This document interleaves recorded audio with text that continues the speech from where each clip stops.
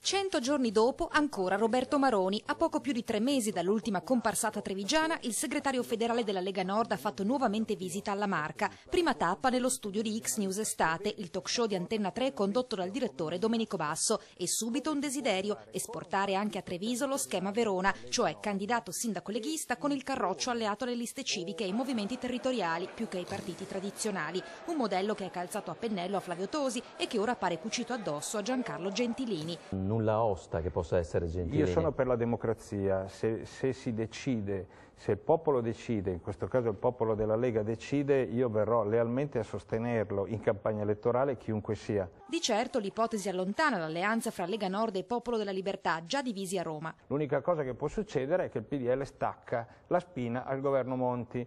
Se lo fa si può riprendere il dialogo, se non lo fa la Lega andrà da sola alle elezioni. Qual è il problema? L'abbiamo fatto tante volte in passato, anzi, quando la Lega va da sola di solito prende molti più voti. Poi il bagno di folla alla festa del movimento in Prato della Fiera. Dal palco la solidarietà del segretario nazionale Flavio Tosi ai venetisti indagati. Non è una preoccupazione andare a perquisire le case di alcuni poveracci che per carità avranno le loro idee, e in un paese democratico ognuno dovrebbe avere il diritto di dire le proprie idee liberamente, perché questa è democrazia. Applausi anche per il governatore Luca Zaia e le scuse a nome del partito. Perché come che senta stai noi altri, o siamo del più noi altri, perché se si cavò qualche cialtrone che cammina 20-25 anni e lavora in Lega, scusate.